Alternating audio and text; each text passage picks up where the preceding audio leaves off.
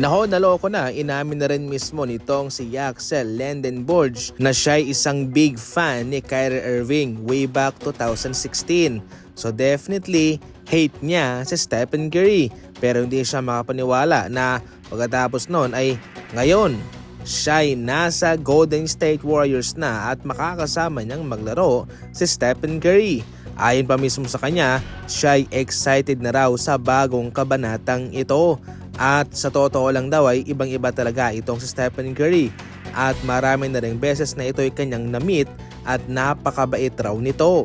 Excited na siya hindi lang dahil makakasama niya si Steph kundi marami na rin siyang matututunan galing dito. Si Axel ang pinili ng Golden State Warriors dahil magaling din naman siya at higit sa lahat mature. Makaka-contribute kaagad siya para sa Golden State Warriors. Yun kasi ang kanilang kailangan sa ngayon. Binigay na kaagad ng Los Angeles Lakers ang kahilingan ni Luka Doncic na magkaroon pa ito ng dagdag na shooter sa kanilang kupunan. Nag-trade kanina ang Los Angeles Lakers sa Knicks. Kanilang kinuha itong si Cameron Carr bilang 24th pick ng Knicks at kanilang pinadala ang ika-25th pick naman nila sa Knicks at cash consideration. So definitely mataas ang value nitong si Cameron Carr. Shooting guard po ito. Magaling shumot. Yung kanyang stats naman ay nasa 19 points per game, 8 rebounds, 3 assists per game.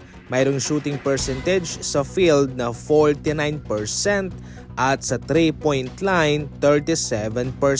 Maaga na to na maraming mga wing player, mga shooters itong Los Angeles Lakers.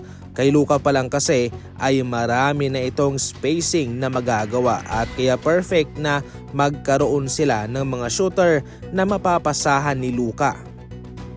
Tumawag naman ng Lakers kay Yves Missi ng Pelicans para mag-trade para sa kanya.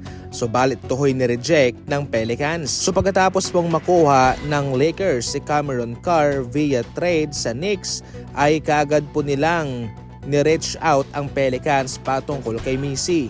Pero hindi po ito pumayag. Kung mapapansin nyo, ginagawa talaga ng Lakers ang mga request nitong si Luka. Una, yung shooter at ngayon naman isang athletic na big man. Magaling kasi itong si Missi mga idol. Magaling siyang mang-block ng tira, lob threat in which yan ang gustong-gustong makasama ni Luka Doncic. Sa Dallas Mavericks meron siya mga kasamang ganyan si Washington at si Daniel Gafford. Kaya sa ngayon, layunin ng Lakers na humanap ng mga manalarong mayroong pagkakalintulad sa kanyang mga kasama sa Dallas. Sad to say mga idol ay nabigo po ang Lakers dito dahil hindi naman siya ibibigay ng Pelicans. So bago pa lamang siya, 2024 na draft kaya bata-bata pa itong si Yves Missi at perfect sa nato para kay Luka. Gayon pa man ay hindi po ito magtatapos dahil itong Los Angeles Lakers ay patuloy pong naghahanap sa anumang big man na kanilang makukuha.